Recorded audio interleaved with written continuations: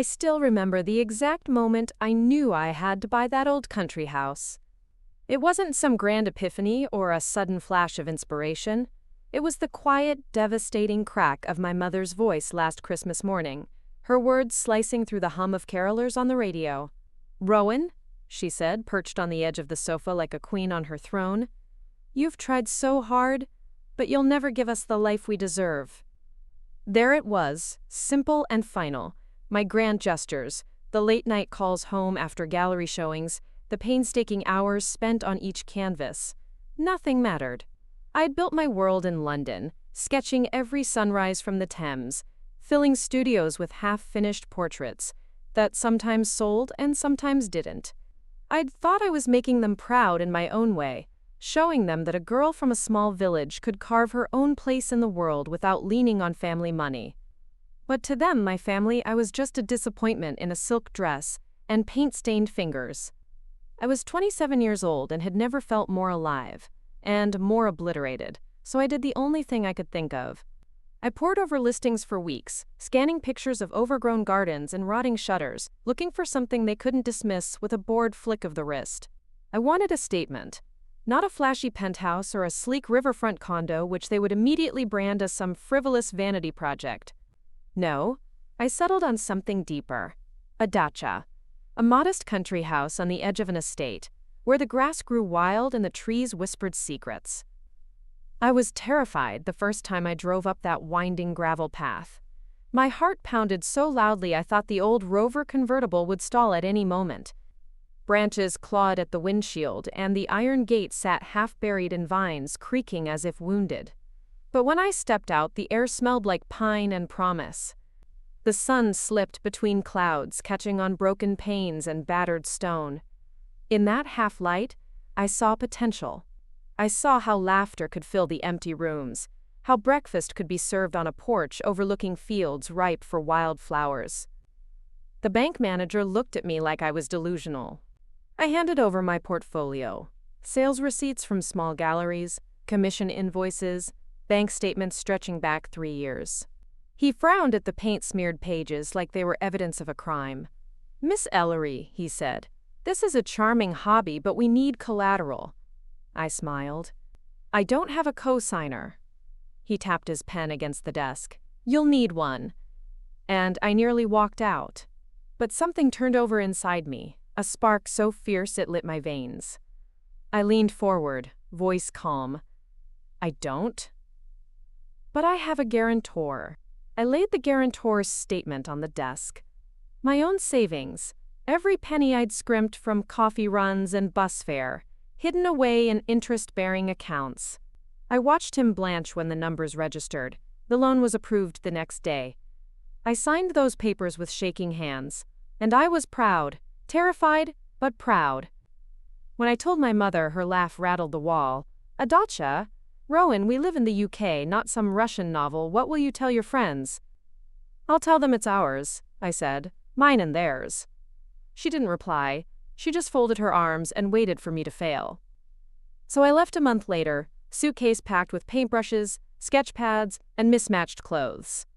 When I drove away, I waved at the gray windows of our flat like I was closing the door not just on a place, but on every whispered doubt. I didn't look back until the brambles swallowed the view. The day I arrived at the dacha was raw October, the kind of chill that seeps into your bones. The cottage sat at the end of an unkempt drive, its stone walls weathered, the thatched roof sagging in the middle. The gate hung on one hinge. Ivy strangled the walls, and the garden was a tangle of tall grasses and brambles. I parked on the grass, heart racing, and stepped out. My boots sank into mud. I brimmed at my chin. But I refused to be intimidated by decay. I pressed my hand against the cold, damp stone and closed my eyes. I whispered, "We're going to fix this." Inside, the floorboards creaked. A loose shutter banged against the window. Dust motes drifted in the shaft of slanted light. I kicked off my shoes and wrapped my arms around myself. It was perfect.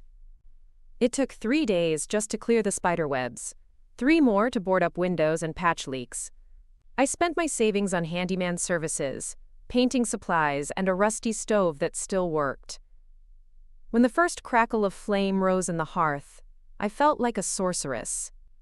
I debated inviting them for weeks. I rehearsed my speech. Look, I did this. But I hesitated. What if they still sneered? What if they clung to every flaw, found every splinter, mocked every paint drip? I needed them to see the big picture. I needed them to understand I wasn't showing off. I was carving out space for us. Finally, I sent the invitation. My mother answered on the third ring. "We'll come next Saturday," she said, voice brittle. My father barked a laugh in the background. "Your mother said she's curious to see this little project of yours." I arranged bouquets from wildflowers, homemade jams, fresh-baked bread. I set the table with linen my grandmother left me, mismatched china that somehow felt right. When the day came, I cleaned until my hands ached and the cottage gleamed like a new beginning. They arrived in their shiny SUV, the tires crunching on the new gravel I'd laid. I met them at the gate. My mother's jaw tightened. My father's eyes darted around. They followed me inside, steps echoing in the high-ceilinged hall. The smell of wood smoke struck them before they saw the kitchen, where the stove glowed orange and bread steamed on the counter. "This is cozy," my mother said, finger tracing the edge of a windowsill. She looked at me, daring me to meet her gaze. "It's home," I said. They toured the rooms like art critics at a half-finished exhibit. They noticed every uneven floorboard, every chipped paint patch. But they lingered in the living room, where I'd draped a tapestry my sister used to love, and they saw the fields beyond, stretching gold in the afternoon sun. I took a breath. "I did this for you," I said, "to thank you for everything. This is ours now." Silence fell. I thought I saw my father's chest rise with emotion. My mother's lips quivered. Then, the front door slammed. I spun around to see my neighbor, Mrs. Caldwell, standing on the threshold. Rowan's heart lurched. She knew the truth lay ahead. "Before we jump back in, tell us where you're from. If this story moves you, please subscribe. Tomorrow I have a special story for you." "Hell from." My breath caught in my throat the moment I saw Mrs. Caldwell's wiry silhouette leaning against the doorframe, muddy boots leaving tracks on the fresh pine floor I'd scrubbed until my knuckles cracked. She was the sort of village fixture you learned to respect or fear, depending on which side of her gossip you landed. And from the glint in her eye, I already knew which side I was on. She stepped inside without waiting for permission. Her thin lips twitched like she was holding back a laugh. "Rowan Ellery, isn't it? The painter girl come home to play house." My mother's eyebrows shot up. She shifted her weight, no longer scrutinizing my crooked window trim, but zeroing in on this unexpected guest, who had burst the fragile bubble I'd spent weeks inflating. "Hello, Mrs. Caldwell," I said, keeping my voice steady. "Would you like some tea?" She ignored the offer, eyes darting around the room, catching on every imperfection like a magpie sniffing out something shiny to carry off and squawk about. "Place is looking lively," she said at last, letting the last word drop like a stone into a pond. I could feel my mother's disapproval radiating beside me. My father cleared his throat, already edging back toward the warmth of the kitchen hearth. "What brings you here?" I asked, forcing my hands to unclench. My fingernails bit half-moons into my palms. Mrs. Caldwell sniffed. "Saw your car out front, figured you might need a neighborly word or two before the real weather hits." She glanced at my parents, her smile brittle. "Not used to city girls buying up country houses round here. Folk wonder what they're planning, you know." My mother bristled. "We're not planning anything," she said sharply. "This is our daughter's project." "Mm-hmm." Mrs. Caldwell clicked her tongue, then peered over my shoulder into the tiny sitting room where my easel leaned in the corner, a half-finished portrait still glistening wet. "Heard you make your money from those." She pointed her chin at the painting, a rough, honest sketch of the same garden that lay half-choked in bramble just outside the window. "Among other things," I said, my voice low, "would you like to sit? I was just about to bring out the scones." She waved me off. "Oh, I won't stay. I just thought you'd want to know about the lane. The council's been slow to clear the fallen trees. Big storm due tomorrow night. Wouldn't want you lot stranded, would we?" Her eyes flicked to my mother's furrowed brow. My father sighed, shifting uncomfortably. "Thank you for the warning," I said. "We'll manage." She sniffed again, clearly unconvinced. Well, I won't keep you, but if you hear the wind howling at your windows, don't come knocking at mine. My hearth's full enough as it is. She turned, leaving behind the scent of wet wool and cold mud. The door creaked shut, and the silence she left behind was deafening. My mother's eyes snapped to mine. Rowan, what was that about? Do you know this woman? I let out a long breath. She's the neighbor, Mum. She minds everyone's business whether you want her to or not. My father grunted. Might have been nice to know we'd be marooned here if the road floods. I could feel the fragile threads pulling apart again. I'd wanted today to be different. A fresh start, a warm fire, maybe even a rare smile from my mother. But now the chill had crept in through Mrs. Caldwell's muddy boots and settled in the corners of every room. I'll get the tea, I muttered, escaping to the kitchen before their disappointment could land another blow. As I poured boiling water over the tea leaves, I tried to steady my breathing. I could fix this, I had to. I arranged the scones on my grandmother's chipped platter, added a pot of honey, a small dish of clotted cream. I checked the clock, already past 3. The clouds outside had thickened into bruises, the wind rattling the shutters with more insistence. I carried the tray back into the sitting room. My parents had perched on the threadbare sofa, their coats still on, like they couldn't bear to shed the last layer between them and this place. I forced a bright smile. Tea? My father took a cup but didn't meet my eyes. My mother stirred hers without tasting it. The wind picked up, whining through the old chimney. I caught my mother's shiver. I know it's not perfect yet, I said softly, but this place could be good for you, for both of you. The city flat's so cramped. Here you'd have space, a garden, birds in the morning, fresh air. My mother's laugh was brittle. Birds and brambles. And neighbors like that Caldwell woman, poking her nose in. It's the countryside, Mum. People look out for each other. She set her cup down. They look for gossip, more like. My father finally looked at me, his eyes tired but not unkind. What about you, Rowan? You gonna stay here too? My throat went dry. I'll be here as much as I can. I have my studio in London, but this is for you, a place you can breathe. He leaned back, sighing. We don't know anyone here. Your mother's bridge club is back home. The shops, the doctor, it's a lot of change at our age. I'll make it work, I said quickly. I'll come up every weekend. I'll hire someone to help with the garden. There's a handyman in the village. I've budgeted for repairs. My mother shot me a look. Budgeted? On what money? My chest tightened.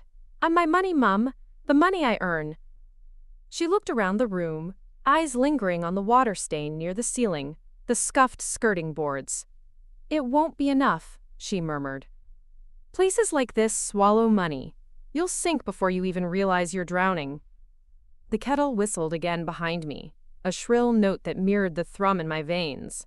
I forced my shoulders back. Then I'll swim harder. I'm not giving up on this. Outside, the first drops of rain tapped at the windows. My father's hand rested on his knee, fingers drumming nervously. My mother stood, wrapping her coat tighter around her shoulders. You're always so stubborn, she said, like your father. He looked up sharply. Don't drag me into this. I'm not dragging you anywhere, I snapped. I'm trying to do something good for you. For us. For once, can you just see that? Thunder rumbled in the distance, the storm rolling in with a promise of long nights and longer silences. My mother walked to the window, peering out at the garden I'd spent weeks taming. The brambles were still there, roots deep, thorns hidden beneath new buds. She turned to me, eyes dark. You want to know what I see, Rowan? I see weeds. I see leaks and cracked beams. I see you throwing your life away for a house that will never love you back. Her words hit harder than the wind rattling the panes. But before I could answer, a branch crashed against the roof above us with a splintering crack. The lights flickered, then went out, plunging the cottage into a cold, uncertain dark. And that was when I realized the real storm had only just begun. For one long, breathless moment, all I could hear was the storm pressing against the cottage, 1,000 fingertips drumming at every crack in the walls. The branch that had crashed onto the roof must have settled somewhere above the small guest bedroom. I could almost feel the weight of it through the floorboards beneath my feet. My parents stood frozen near the hearth, shadows thrown wide by the dying embers. For once, neither of them said a word. I moved first. I crossed the room to the battered sideboard, fumbling through the drawers until I found the old brass torch I'd bought at a car boot sale when I first got the keys. It flickered to life, its thin beam slicing through the dark. "Mom, Dad, stay here," I said, my voice steady though my heart thudded like a frantic drumbeat. "I'll check the damage." My mother made a small sound, half protest, half something else, softer than I'd heard from her in years. My father shifted closer to her, the creak of the sofa loud in the hush that followed the branch's impact. I pushed through the narrow corridor, the torchlight bouncing off faded floral wallpaper and framed sketches of the garden that I'd tacked up in a burst of optimism last week. The back door rattled on its hinges. I braced a shoulder against it, fighting the wind as I slipped outside into the cold slap of rain. The garden was a tangle of black and silver under the storm's assault. My boots sank into mud with every step. The tree, one of the old pines that lined the property's edge, had sheared off halfway up its trunk. Its massive bough rested on the roof like an accusing finger. Tiles lay shattered on the grass, rain poured through the splintered hole. I swallowed down the rising panic. A hole could be patched, the roof could be repaired. But tonight we'd have to weather it. I forced the door closed behind me as I stumbled back in, water dripping from my hair and sleeves. My mother's eyes were wide when she saw my soaked clothes. "How bad?" she asked, her voice low. I forced a smile. "Manageable, just some tiles. I'll tarp it tomorrow." She opened her mouth to argue, but my father cleared his throat. "Is there any more firewood?" "Yes," I said quickly. "I'll bring it in." The night passed in a blur of damp clothes and flickering candlelight. We sat in the sitting room, bundled in blankets, the fire guttering low but stubbornly alive. I made soup from tins I'd stocked the pantry with, ladling it into chipped bowls. My father ate in silence. My mother stared at the flames like she was watching a film from another life. At some point I drifted off in the armchair. When I woke, the storm had calmed to a gentle patter against the roof. The broken part covered for now by nothing but a prayer and a few planks I'd wedged up there after the worst had passed. Morning crept in through the cracks, pale and hesitant. I stretched, my neck stiff from the awkward angle. My parents were gone from the room. Panic flared until I heard faint voices from the kitchen. I pushed open the door to find my father at the table, his hands wrapped around a mug of tea. My mother stood at the window, her breath fogging the glass. "I'm making porridge," I said. "I know you're not fans, but there's bread too." My mother didn't turn. My father gave me a small, tight smile. "Sit, Rowan, let's talk." I braced myself. This was it. The moment they'd tell me they were going back to London, that they'd had enough of my foolish fantasy. My father cleared his throat. "This place, it's not what we're used to." "I know," I said quickly, "but it can be. Once we fix the roof and the garden, it'll feel more like home." My mother made a soft, incredulous sound. "Home?" she echoed. "You think 4 walls and a leaking roof make a home?" I felt my cheeks burn. "It's more than the flat. There's air here. Space. Peace. You could grow old here without hearing the neighbor's TV through the walls." She turned then, eyes sharp. "Grow old? Is that what you think we're doing? Waiting around to die in some drafty cottage you bought to prove a point?" Her words hit me like a slap. "It's not about proving anything," I said, though even I could hear the lie under my tongue. My father cut in, voice calmer. "Rowan, we know you've worked hard. Harder than we ever gave you credit for. But this place, it's too much for one person. You can't hold it all together on your own." "I can," I whispered. "I will." My mother laughed, bitter and hollow. "You think your paintbrush will pay for that tree removal? The repairs? The taxes? You've spent everything you had just to buy it, and now you expect to keep pouring your life into a sinking ship?" I slammed the spoon down, porridge sloshing over the rim of the pot. "Stop. Just stop. I didn't bring you here for this. I wanted you to see that I'm not a failure, that I could give you something better than what you settled for all those years in that flat. something of your own. Silence stretched between us like a frayed rope. My father stood and crossed to me, placing a hand on my shoulder. It was the first gentle touch I'd felt from him in months. We see it, Rowan. But you're not listening.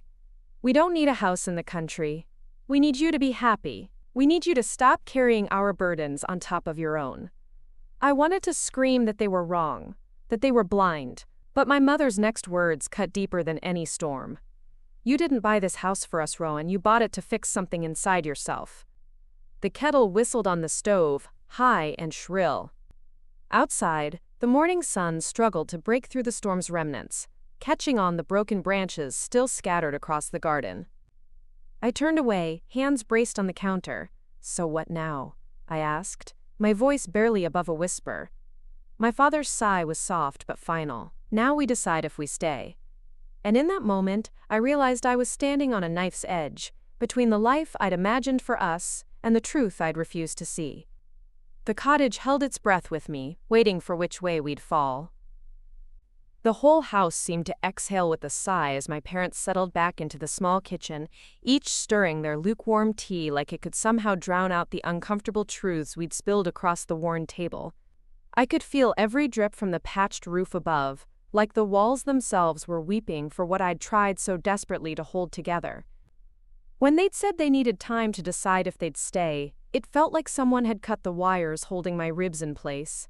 My mother had gone quiet, her gaze fixed somewhere past the window where the branches still lay scattered like the aftermath of a war.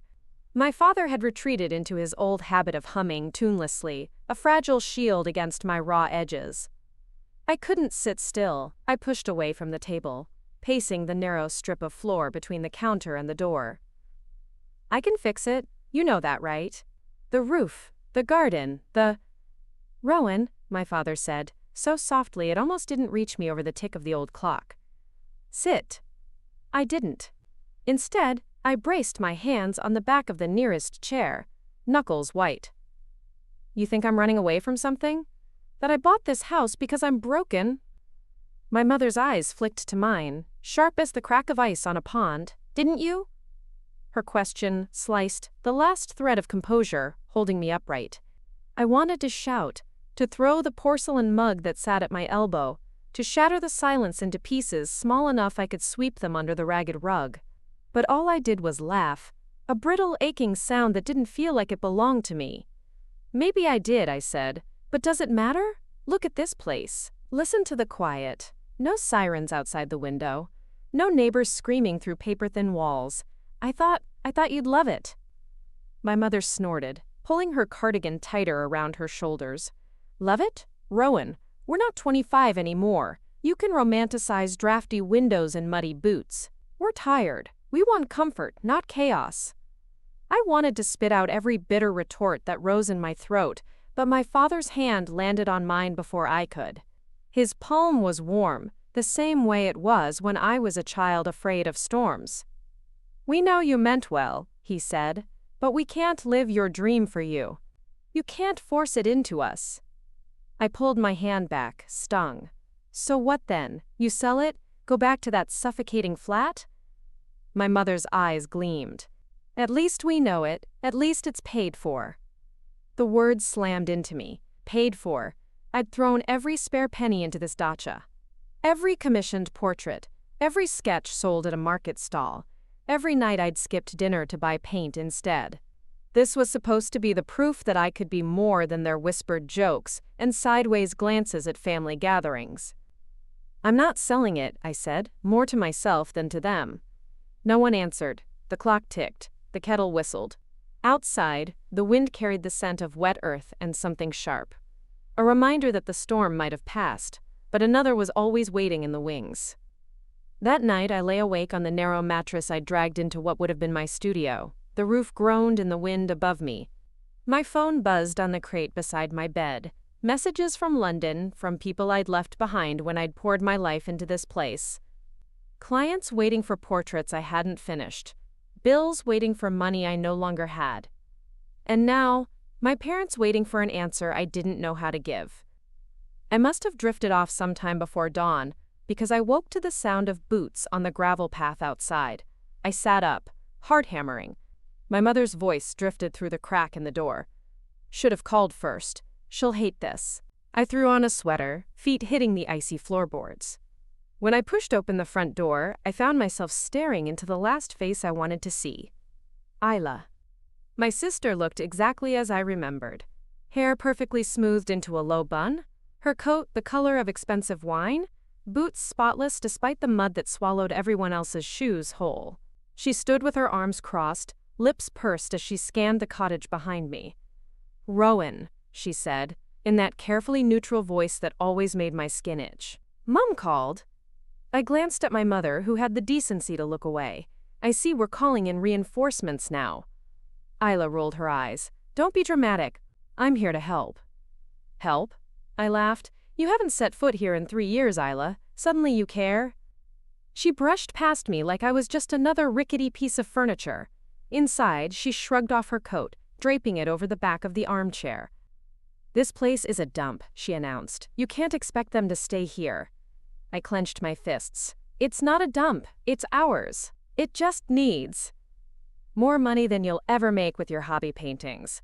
Isla finished for me. She turned to Mum, who hovered near the hearth. "Honestly, why didn't you call me sooner?" My mother opened her mouth, then shut it. My father watched the exchange with tired eyes, like he'd seen this play out 100 times before. I stepped between them, chin lifted. "You don't get to swoop in and fix this, Isla. You don't get to sweep it all under your perfect rug and pretend it never happened." She gave me a pitying smile that made my stomach churn. "It's not about you, R.O. It's about them. They deserve better." The words cracked something deep inside me. "They deserve better than me, you mean?" She hesitated, just for a heartbeat, then shrugged. "If the shoe fits." I felt the old rage bubbling up, hot and thick. I spun on my parents. "Is that what you want? To let her buy you off? Because that's what she'll do.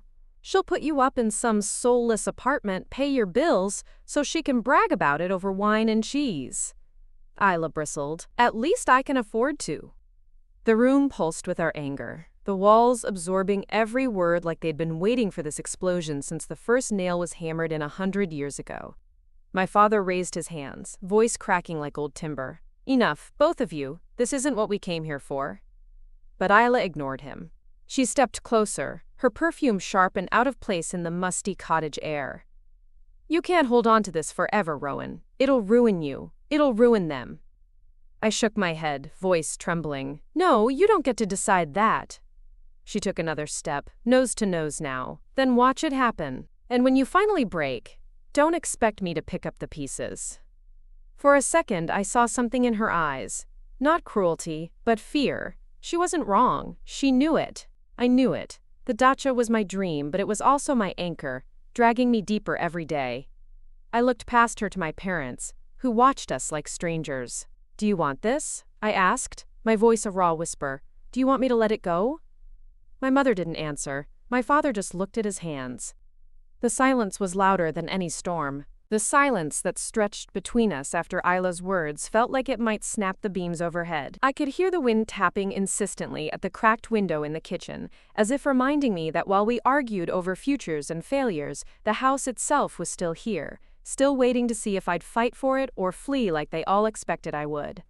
My throat burned with words I couldn't push out. Isla was right in ways I hated to admit. My mother was tired. My father's back ached more with each damp, drafty night. The roof leak, the half-finished repairs, the endless list of expenses that no gallery check could ever quite cover. But this place, this battered, stubborn dacha, was the only thing I'd built with my own hands, my own money, my own scraped-together hope. "Say something, Mom," I whispered. "Dad, please, don't just stand there." My mother's lips pressed thin. She looked smaller than she had the day before, like the storm had wrung the last fight from her bones. "Rowan, love," she said, voice soft but final. "Sometimes it's braver to let go than to hold on." A dry, ugly laugh escaped me. "That's rich, coming from you."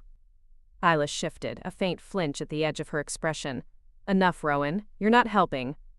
"No," I snapped. "I'm not done. You waltz in here in your shiny boots and tell me I'm destroying everything. But where were you when Dad was sick? When Mum needed help paying the water bill and I was scraping coins out of my tip jar to cover it. My father looked up sharply. That's not fair. It's true, I fired back. Don't you dare rewrite it. I've been here every time you needed a rescue. And when I ask for just one thing, I'm the selfish one? Isla's mouth tightened. You didn't ask? You made a mess and handed it to them like a gift. I could see my mother's hands trembling at her sides, the way they used to when I'd talk back as a child. My father sank into the old dining chair, shoulders rounded, eyes closed, as if he could shut us all out. The weight in my chest threatened to crush me. You know what? Fine. Go back to your city flat. Let Isla pay for your groceries and your rent. Sell this place, tear it apart brick by brick. But don't you dare stand there and tell me I failed. Isla crossed her arms. Did you hear yourself? You care more about proving you're right than what they need. The wind rattled the window again, harder this time. The smell of rain seeped in through the cracked frame. I wanted to scream, to shake them until they understood what I'd risked, what I'd lost for this dream. But my voice wouldn't come. It lodged in my throat like a splinter. My mother looked at me, her eyes rimmed with red. Rowan, you're my daughter. I know you think you did this for us, but you didn't. You did it for you. Before I could answer, Isla's phone buzzed sharply in the heavy air. She glanced at it and sighed. I have to take this. She stepped outside onto the porch, the door banging behind her. The quiet she left behind felt colder than the storm. My father's voice broke the silence, hoarse. We should pack our bags. The road will be muddy tomorrow, easier to leave now. It hit me then, the finality of it. All my stubborn patchwork fixes, my painted-over cracks, my fragile hope that they'd see what I saw. None of it was enough. Not for them. My hands trembled as I gathered the cold mugs from the table. I scraped the leftover porridge into the bin, every clink of the spoon against the bowl echoing like a bell toll. Behind me, my parents moved through the rooms, gathering the few bags they'd brought. Each rustle of fabric felt like another nail in the coffin of the dream I'd built. When Isla came back in, she didn't speak. She just laid her car keys on the counter. I'll drive you, she told Mom, her tone softer now. The storm's rolling back in. I followed them out to the drive, the three of them moving like ghosts through the low mist curling around the garden. I wanted to tell them to stop, to come back inside, to give me one more chance. But I couldn't force the words out. I stood there, the mud sucking at my boots, as Isla loaded their bags into her car. My mother hugged me, stiff and quick, the way she used to when I was little and I'd skinned my knees but refused to cry. Take care of yourself, Rowan. My father hesitated. He reached out, then let his hand drop. Keep the house warm, for you. Isla didn't look at me as she slid behind the wheel. The engine turned over. Headlights cutting through the haze, and then they were gone, the crunch of tires on gravel swallowed by the hush of the storm. I stood alone in the drive until I couldn't see their lights anymore. Then I turned back to the dacha, my dacha, its windows dim, its garden ragged in the rain. I should have felt victorious. I still owned it. They hadn't taken it from me. But all I felt was the hollowness in my chest where my pride used to be. Inside, the silence pressed at my ears. I found my way to the hearth, throwing on the last of the firewood. The flames flared, hissed, and settled into a low, steady crackle. I curled up on the old armchair and stared into the fire until the embers blurred through my tears. This was mine, all mine, and for the first time I wondered if that was the loneliest thing I'd ever done. This story took us a long time. If you like it, subscribe. Now, back to the story. The crackle of the fire was the only voice in the dacha after they left. I stayed curled in that armchair long after the last embers sank into a quiet hush, the cold seeping back in through the cracks I'd never quite sealed. Outside, the wind had dropped to a sullen murmur, carrying the faint hiss of rain sliding off broken roof tiles. The house felt bigger somehow, each empty room echoing my heartbeat back to me. I should have slept. I should have brushed the ashes from my sleeves and gone to bed, but instead I drifted through the cottage like a ghost haunting my own ruin. In the kitchen, the mugs still sat where we'd left them, cold tea congealed at the bottom. I rinsed them in the little stone sink, the water biting at my cracked knuckles. The pipes groaned, protesting the effort. I stood at the window, watching dawn creep in. The fields lay silvered and sodden, the garden a bramble patch mocking my half-finished dreams. Once, I'd stood here picturing rows of herbs, wildflowers twisting up trellises, my mother sitting on a bench with a book while Dad tended tomatoes. Now all I saw were weeds and rot. When sleep finally came, it was shallow and unkind. I dozed in snatches on the sofa, the blanket slipping off my shoulder every time I shivered awake. I dreamt of Isla's pitying smile, of Mum's tired eyes, of Dad's hand hovering, never quite landing on my shoulder. I woke with a start when a branch scraped across the window, my heart hammering as if they'd come back to tell me they'd changed their minds. They hadn't. 2 days passed like that, half living between fixing and failing. I climbed up to the roof alone, nails clamped between my teeth, trying to wedge a sheet of tarp over the broken slates. The wind fought me every second, nearly tearing the plastic from my grip. I slipped once, boots skidding on damp tiles, my stomach lurching as I caught myself on the gutter. For a second, I thought, what if I fell? Would they come then? Would they care? I hammered the last nail through gritted teeth and climbed down, palms raw and bleeding. Inside, the leak still dripped onto the hallway floor. I placed an old metal basin under it and pretended it wasn't an omen. The phone barely rang. A client in London texted to ask if I'd finished a portrait due last month. I lied and said yes, that it was on its way. I picked up my brush that night, but the canvas stayed blank until dawn. My mind was a splintered mirror. Every thought reflected the same question. Did I do this for them? Or was it always just for me? On the third day I heard the crunch of tires in the drive. My heart leapt, stupidly, desperately, that maybe they'd come back. Maybe Mum had realized she missed the garden, that Dad wanted to help me fix the gutter. But it wasn't them. Mrs. Caldwell stood at my gate, plastic raincoat done up to her throat, hair pinned in that old-fashioned bun that never seemed to move in the wind. She lifted a battered umbrella in greeting, her smile too tight to be friendly. "Rowan Ellery," she called, voice cutting through the drizzle. "Saw your lights on all night. Thought I'd check you hadn't floated away." I wanted to slam the door, but I forced myself out onto the porch. "Morning, Mrs. Caldwell. I'm fine." She peered past me, eyes sharp as a crow's. "Family gone home, have they? They had things to take care of." The lie tasted like rust, she hummed. Shame. Place like this, all alone. Easy for things to get out of hand. I folded my arms. "I'm managing." She sniffed, umbrella tapping against her shoulder. Well, you'd best watch that roof. Heard the council's slow with repairs out this way. Wouldn't want a ceiling to cave in on you, would we? I bit back the urge to snap. "I'll take care of it." She leaned closer, dropping her voice. "You know, if you'd ever thought to ask, my nephew's a builder, knows these old places inside out. Could give you a quote." I stared at her, the warmth draining from my cheeks. "No, thank you." Her smile widened, shark-like. "Suit yourself. Don't say I didn't offer." She left me standing on the porch, the sound of her boots squelching down the path echoing long after she disappeared around the bend. Inside, the house felt smaller somehow, the walls pressing in like they knew I was out of tricks. That night I sat by the hearth with a sketch pad balanced on my knee. I tried to draw the garden, the gate, the silhouette of the house, but my pencil scratched empty lines, shapes that dissolved as soon as I lifted the lead. I ripped out the page and fed it to the dying fire.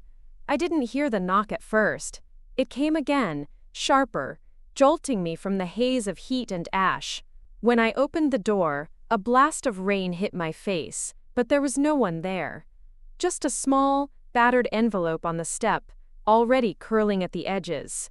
No name, no stamp. I tore it open with numb fingers. Inside was a single sheet of paper, the ink smudged but clear enough to make out the neat, familiar script. Rowan asterisk. "This house will take you under if you let it. Come home, we'll figure this out." Davalt sighed. I sank to the floor, the envelope drifting from my hand. The hearth behind me crackled, but I felt no warmth. All I could see was the truth I'd been too stubborn to face. This house was mine. But if I stayed here, clinging to every cracked beam and rotting floorboard, maybe I'd drown in it, and take the best parts of me down too. The storm outside rose again, rattling the windows like a warning. I drew my knees to my chest, the paper still clutched in my hand, and I knew tomorrow I'd have to decide. Cling tighter, or let the dacha go before it swallowed me whole. I don't remember falling asleep on the cold hallway floor, but when I woke, the paper was still clutched in my fist.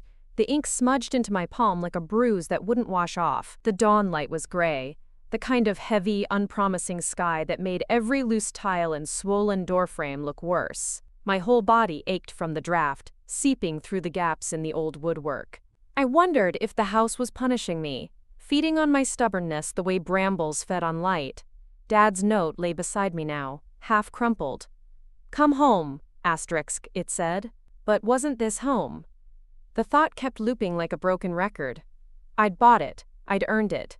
I'd dragged every stone into place with money scraped from canvas sales, late nights, and the scraps of faith I still had in myself. Was it so wrong to want them to see it too? I pulled myself up, back stiff, feet cold against the floorboards. The kitchen clock ticked loud in the quiet, its second hand jerking forward like it might give up any second. I made tea out of habit, but the kettle's whistle sounded like a cry for help. The water tasted metallic and thin. I found myself staring out the window at the garden. It was a ruin of tangled roots, broken branches, and rotting leaves. I could still see it as I dreamed it would be. Neat beds brimming with lavender and rosemary, Dad kneeling with a trowel in hand, Mum smiling under the shade of the apple tree that never bore fruit anymore. But the longer I stared, the less I could hold on to that picture. The brambles blurred the dream. I made myself go outside. The air bit at my cheeks, wind threading its fingers through my hair like a warning. I tugged on my gloves and took the rusted shears from the shed. For 2 hours, I hacked at the thorny mess, the brambles fighting me with every snarl. My knuckles bled where the gloves gave out. I filled 3 sacks before the rain started again, fat drops thudding into the soil, washing mud over my boots.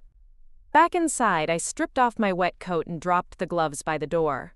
I glanced around at the small sitting room, its walls still half bare where I'd planned to hang my best paintings. The smell of damp was stronger than the scent of wood smoke now. I wondered how much mold I was pretending not to see. The phone rang that evening. For a heartbeat, my heart leapt again. Maybe Mum was calling, maybe they'd changed their minds. But it was Isla. Her voice was all brisk edges, clipped syllables. "Rowan, are you still out there?" Where else would I be? I heard the sharpness in my own tone but couldn't soften it. She sighed, like she was scrolling through something on her phone. "I've spoken to Dad. He wants you to come back for a few days. Take a break." "I'm fine." "You're not. Mum's worried." I laughed. It sounded ugly. "Is she?" She could have fooled me. "She is," Isla said. "She's worried you'll ruin yourself over that place. And she's not wrong." I pressed my forehead against the cold window pane. "I don't need your pity, Isla." "It's not pity. It's reality. You can't do this alone. You're gonna burn out, Rowan." The truth in her words scraped at the inside of my skull. "Then let me burn." She went quiet for a moment, her breath crackling down the line. "Why are you so determined to prove us wrong? What are you really trying to fix?" I shut my eyes. I couldn't answer that. Not to her. Maybe not even to myself. "I have to go," I said, cutting the call before her silence could fill the room anymore. That night, the power went out again. The old fuse box tripped every time the wind howled too loud. I lit candles, their flames jittery shadows on the walls. I sat at my easel, brush in hand, but the canvas stared back at me like a blank dare. I thought about Dad's note, about Mum's voice telling me to let go, about Isla's pity disguised as help. I painted anyway. Broad, angry strokes that made no sense. Muddy colors bleeding into each other until the canvas looked like a bruise. When the candle burned down, I left the painting propped in the corner, a testament to everything I couldn't say out loud. The next morning I woke to knocking. Not Mrs. Caldwell this time, but someone heavier, their fist landing like a threat. It was Callum, the local handyman I'd hired once to fix the bathroom tap. He stood there, soaked through, boots leaving prints on my porch. "Morning, Miss Ellery. You've got trouble out back." I blinked, the cold air waking me faster than coffee ever could. "What kind of trouble?" "Drainage ditch overflowed. Water's pooling against the foundation. If you don't sort it, you'll have rot by next month. Worse, maybe." I felt the ground shift under me. "I can't afford." He held up a hand. "No charge, not now. But you'll need help. And you've been up that roof alone, yeah? Not safe. Next storm will bring half those tiles down." His kindness scraped at my pride worse than Isla's pity. I almost told him to leave, but instead I stepped aside. "Come in. Tea?" He grinned, showing crooked teeth. "Don't mind if I do." We sat at the kitchen table, 2 steaming mugs between us. He talked me through what needed doing. Gutters cleared, drainage dug out, roof patched properly, not the slapdash tarp job I'd done. Each word felt like another weight dropping onto my shoulders. Money, time, energy, 3 things I was running out of. When he left, promising to come by next week with a proper quote, I sank into my father's old dining chair and stared at my cracked teacup. My reflection in the brown water looked like someone I didn't recognize anymore. That evening, I opened the old biscuit tin where I kept my last savings. A handful of notes, some loose coins, a crumpled receipt for tarpaulin and nails. Not enough. Not nearly enough. I pulled Dad's note from my pocket. I read it over and over until the words blurred. Come home. But wasn't this my home? My dacha? The proof that I could be more than they believed? I don't know how long I sat there, the candle burning low, my heart torn between the walls I loved and the people who would never love them like I did.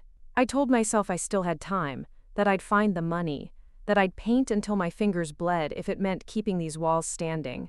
But the storm was still out there, and I could feel it shifting, waiting to see if I'd stand my ground, or finally surrender to the truth that maybe, just maybe, letting go wasn't the same as giving up.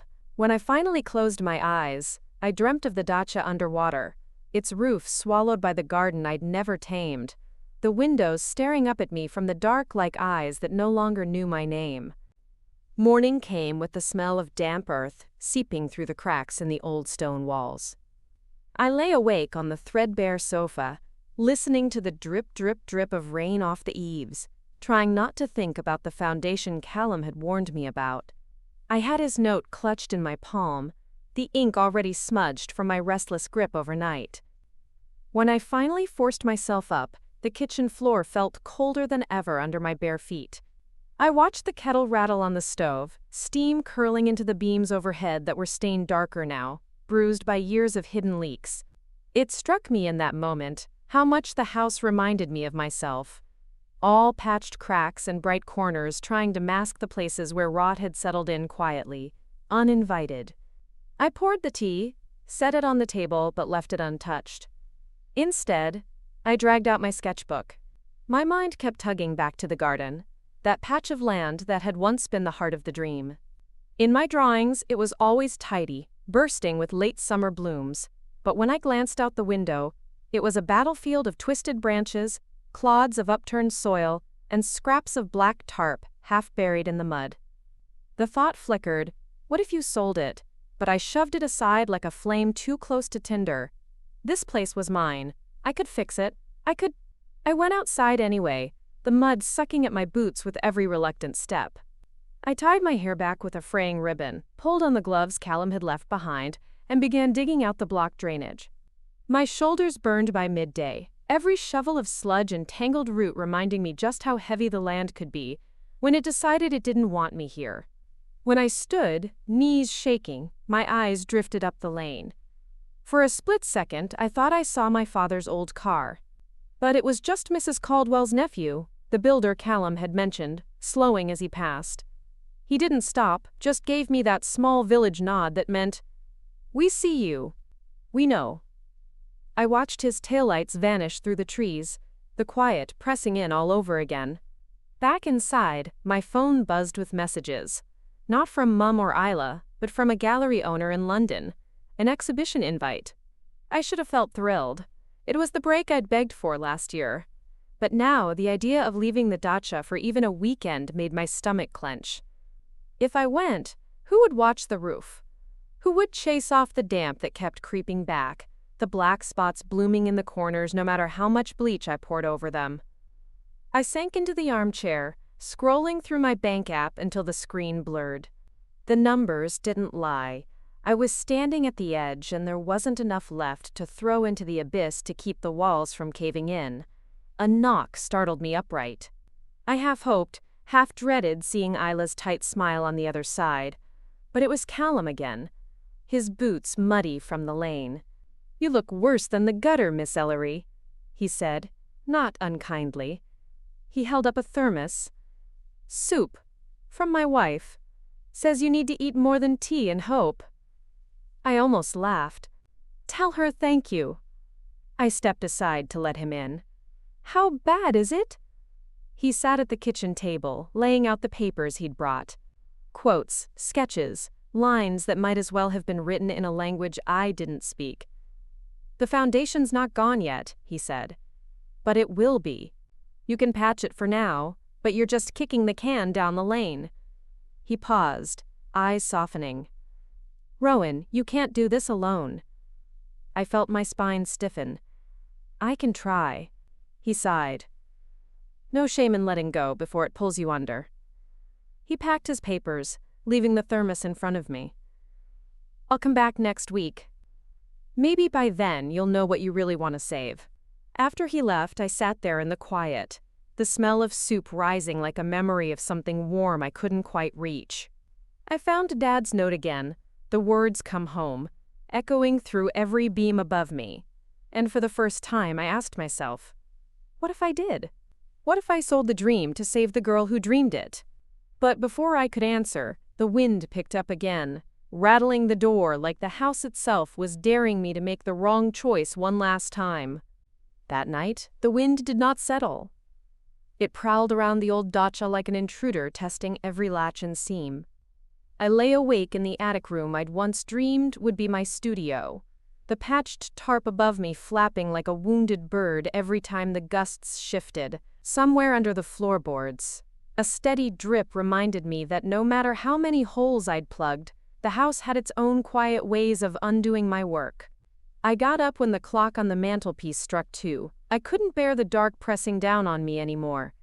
I padded barefoot into the kitchen, the cold linoleum biting at my feet. The thermos of soup Callum's wife had sent sat untouched where I'd left it. I unscrewed the lid, took one sip, but the warmth made my throat ache. I put it down and pushed the door open instead.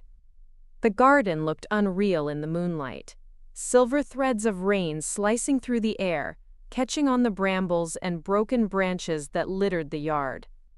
The old apple tree at the back swayed under the weight of the storm, its roots probably drinking in the same water that was seeping through my foundation. A wave of helplessness washed over me, so strong it nearly knocked me back inside. But I stayed there, rain soaking through my thin jumper, until the wind calmed just enough for me to hear the drip, drip, drip inside the house echoing my own heartbeat. It felt like the dacha was breathing with me, refusing to let me forget that every stubborn nail I'd driven in, every coat of paint I'd layered over the rot, was just a bandage on a wound that never truly healed. The next morning I did something I hadn't done in weeks. I called Dad. He answered on the third ring, his voice rough with sleep, but softer than I expected. "Rowan?"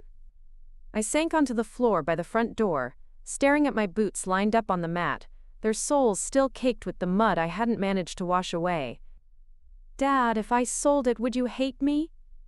There was a long silence on the other end. I could hear Mum in the background, the faint clink of her teacup against the saucer. "No, love," he said at last. "We'd be proud of you, for knowing when to stop pouring yourself out for something that doesn't give back." His words cracked something in my chest. I pressed a hand to my ribs. as if I could hold myself together while the truth finally spilled out. I thought if I could keep it standing, you'd see me. Really see me. I heard him sigh, the sound older than the wind outside. We see you, Rowan. We always did. We didn't know how to say it. I wanted to believe him. I wanted to trust that letting go wouldn't feel like failing all over again. But I wasn't ready yet. I need more time, I whispered. Take it, he said, but promise me you won't let it bury you. After I hung up, I stayed on the floor for a long time, tracing the grain of the old oak door with my fingertips.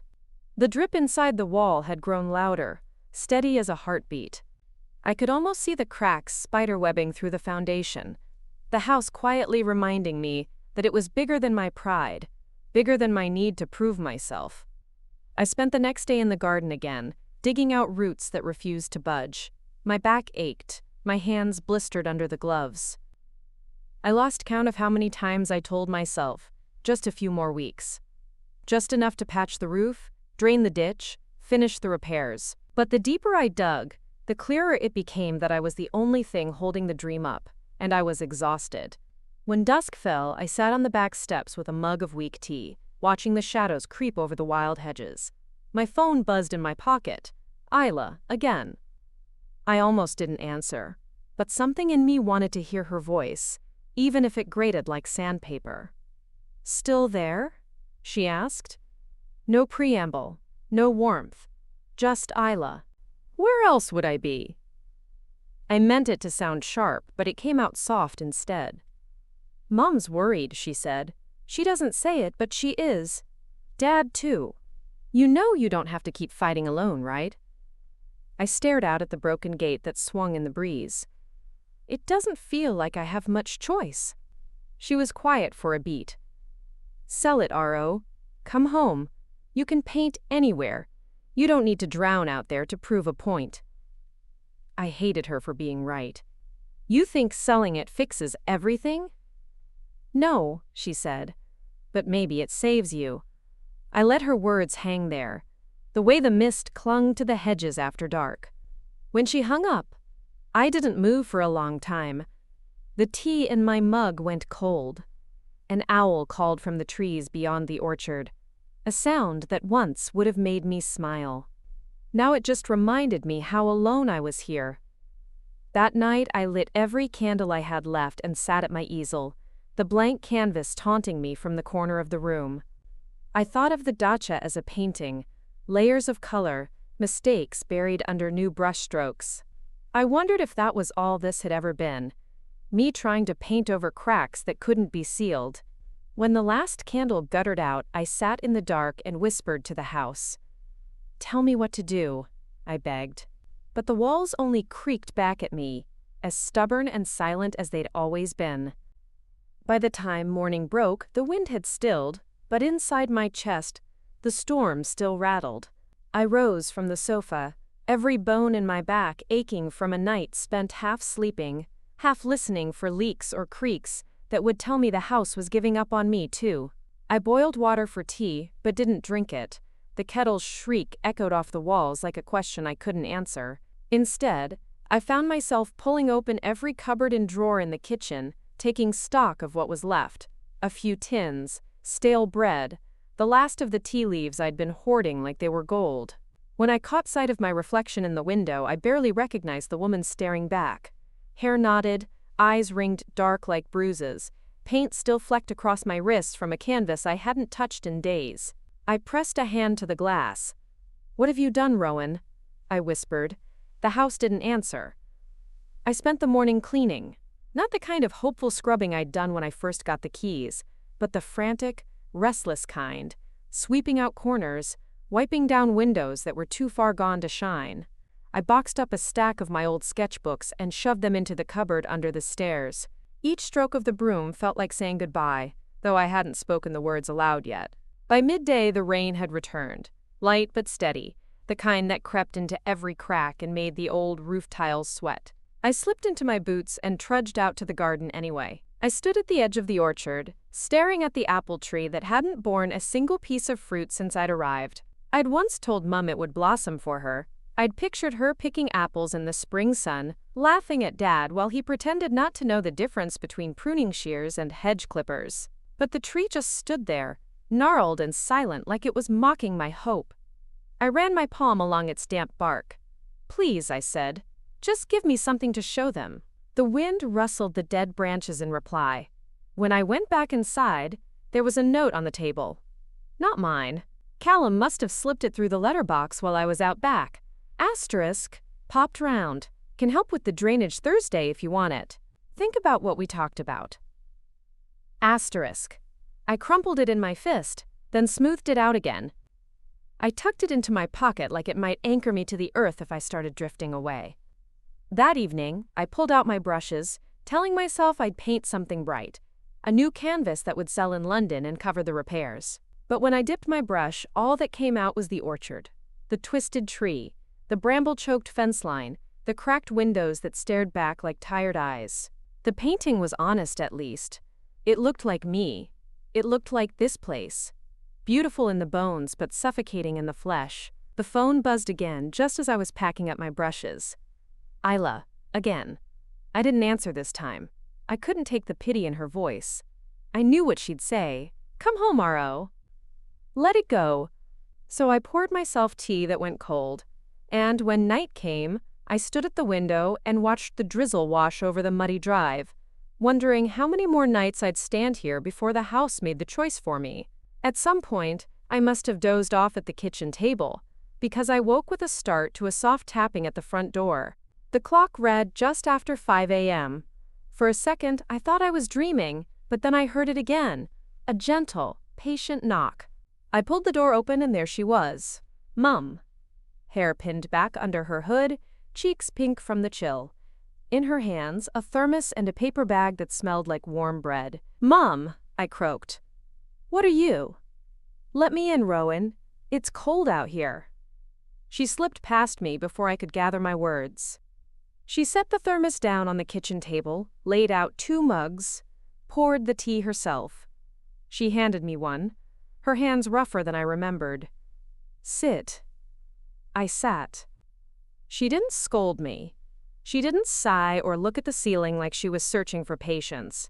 She just wrapped her hands around her own mug and said, "You look tired." I almost laughed, but it caught in my throat. "I am." She nodded. "Your father wanted to come. He's pacing the flat right now, I'm sure." But I said I needed to see it myself. She looked around, at the chipped paint, the soggy boots by the door, the stacks of sketches piled on the table. Her gaze drifted to the window where the garden lay hidden under the gray dawn. "You did more than I ever thought you would here," she said softly. "But you can't hold it alone forever." I felt tears sting my eyes, but I didn't let them fall. "I thought if I let go, it would mean you were right about me. About failing." She reached across the table and took my hand. Her palm was warm, her grip firmer than it had been in years. "We were wrong, Rowan. About so many things, but not about wanting more for you than this." I blinked hard. "It's my dream, Mum."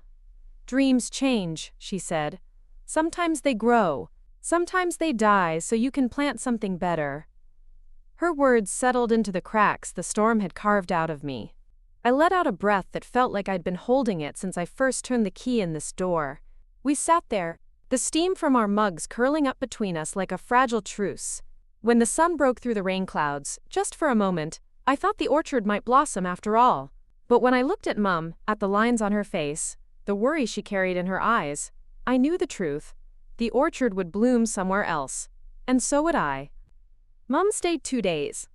Not because she had to, but because she wouldn't let me push her away this time. She made toast with real butter, the way she used to when I was small. And she tsked at the drips under the sink before wrapping an old towel around the pipe. Every hour she glanced out the window at the orchard, the garden, the tired hedge that marked where my hopes had stopped growing.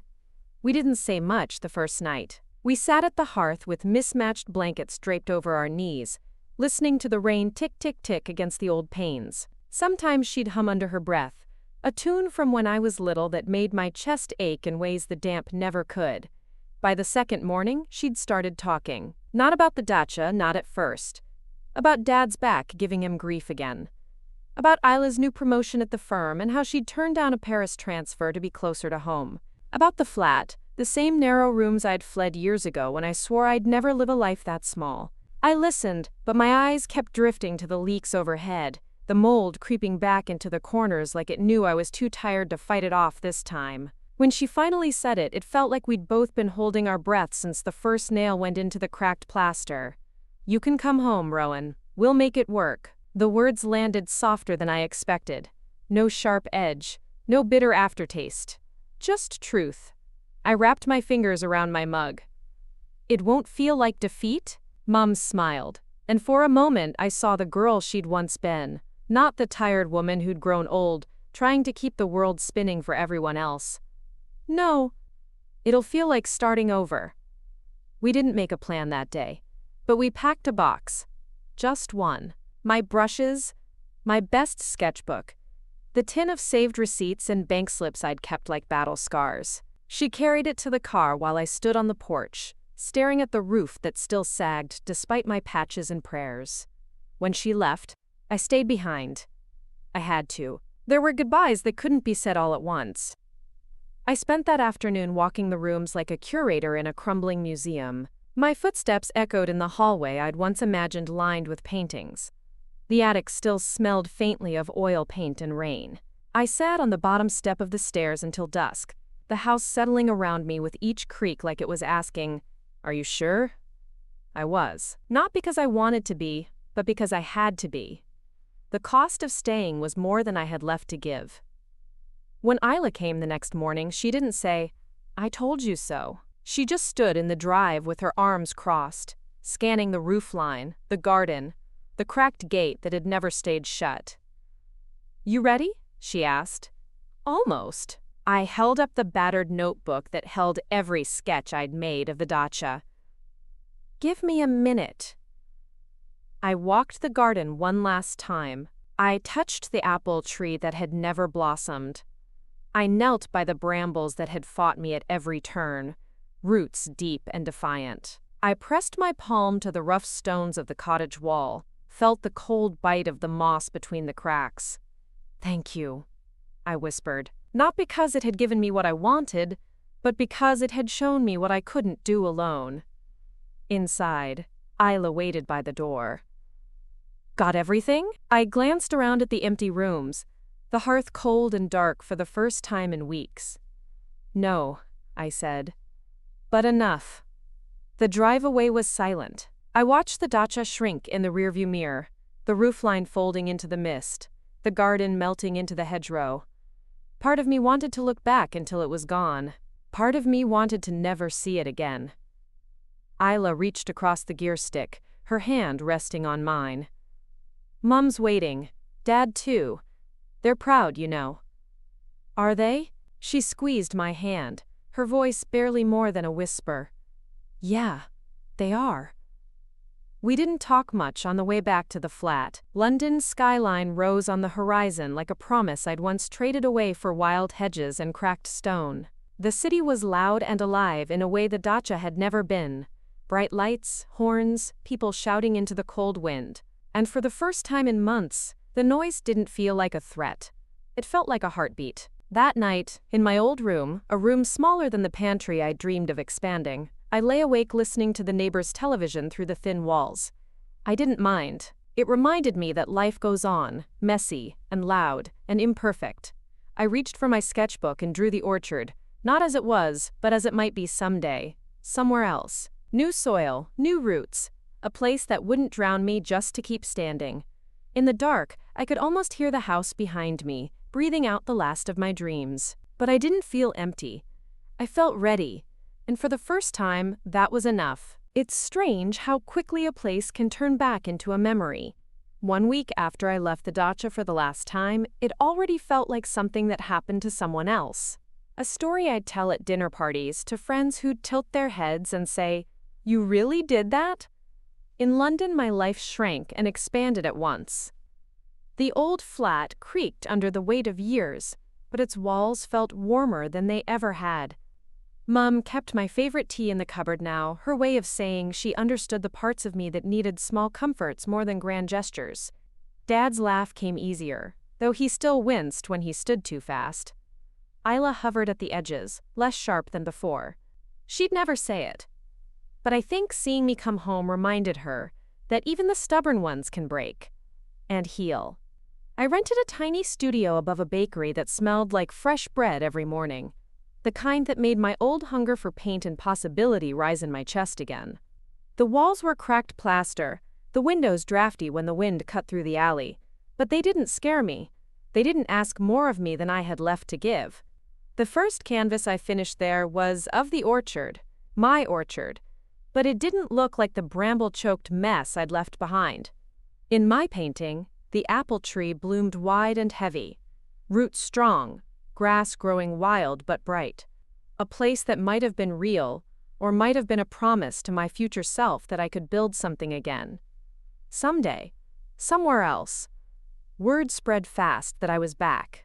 A gallery in Shoreditch offered to hang 3 of my new works.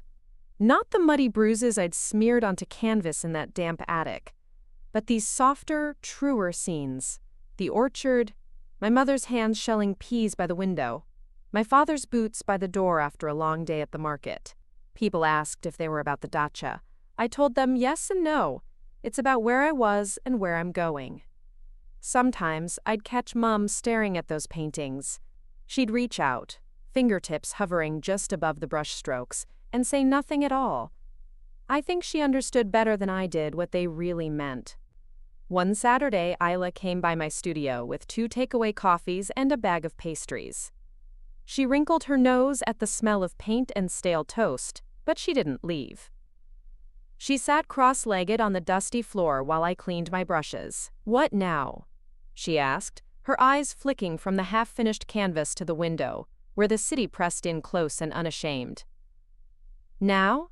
I dipped a brush into the jar of turpentine, watching the color swirl away. Now I keep painting. She made a face. No more country cottages?